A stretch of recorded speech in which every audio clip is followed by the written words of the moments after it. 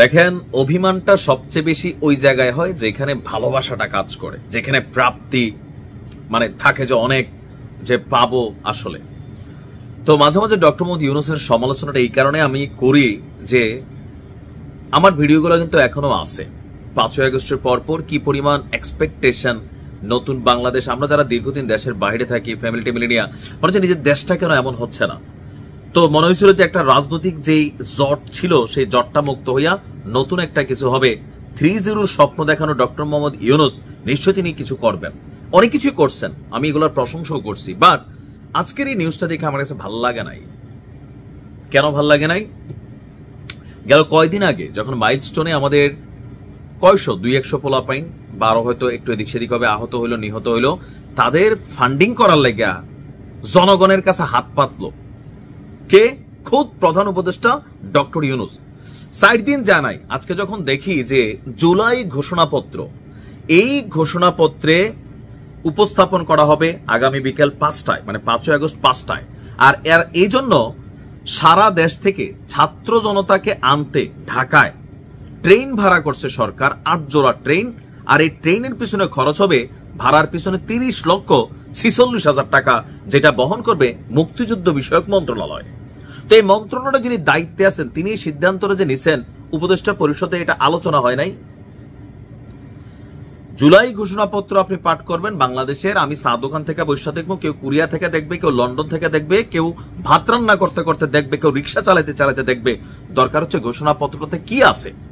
মানুষ জড়ো কইরা বিশাল একটা সমাগম দেখাইয়া একদিনে 30,46,000 টাকা এই মুহূর্তে আপনি ব্যয় করবেন। বাট এই ব্যয়টার আসলে মূল কারণটা কি? মানে এই মানুষগুলারে 8টা ট্রেন দিয়ে আপনি ঢাকা শহর আইনা এই বক্তব্যটা দিলে এটার বিশেষত্ব কি, আর না আনলে বিশেষত্ব কি? যখন এই নিউজটা গণমাধ্যমে আসে, বরাবরের মতন বলতে হয় দেশের দুর্দিনে ডক্টর মোহাম্মদ ইউনূস তিনি তার গ্রামীণ ব্যাংকের ফান্ড কতটুকু উন্মুক্ত করেন, যেই কর তিনি মাফ নিছেন কোটি কোটি টাকা, এগুলো আসলে কি কিছু দিলে হইতো না? না, দেখেন পোস্টটা পরে ডিলিট করে দিছেন, সেটা আলাদা, কিন্তু মানুষ তো দেখছে। এখন আমি আর একটু জায়গা বুঝতে চাই, এই যে মানুষগুলো আসবে, ট্রেনের ভাড়া দিল, এদের খাওয়াবে কে? এদের বাকি আনুষঙ্গিক খরচটা কে দিবে? মানে কোন দলের পৃষ্ঠপোষকতায় তারা আসবে? এই টাকা পয়সা তো আরো এখানে হিসাব নিকাশ আছে, তাই না? আবার অনেক কিছু হয়তো আমরা দেখবো। তো এই খরচটা কেন আপনি করছেন? এটা কি জনগণের অনুমতি নিয়ে করা হয়েছে? আসলে এই দেশের জনগণের অনুমতি নিয়ে করা হয় না। এরকম বিভিন্ন কারণে ডক্টর মোহাম্মদ ইউনূস সরকার কিন্তু বিতর্কিত হচ্ছেন। রেলপথ মন্ত্রণালয়ের মানে চিঠি দেওয়া হয়েছে আমাদের মুক্তিযুদ্ধ বিষয়ক মন্ত্রণালয় থেকে, আর 8টি ট্রেনের ব্যবস্থা করে দিছে রেল কর্তৃপক্ষ। নির্ধারিত ভাড়ায় এসব বিশেষ ট্রেন পরিচালিত হবে এবং তার নিয়মিত রেল সময় বিঘ্ন না ঘটিয়ে সম্পন্ন করা হবে। কিছু কিছু জিনিস আছে অতিরঞ্জিত, এই ধরনের কর্মকাণ্ডে সরকার বিব্রত হয়। জুলাই ঘোষণাপত্র খুবই গুরুত্বপূর্ণ একটা বিষয়, এটা দেশবাসীর মনোযোগ দিয়ে শোনা উচিত। যার ভাল লাগে শুনবে, যার ভাল লাগে শুনবে না।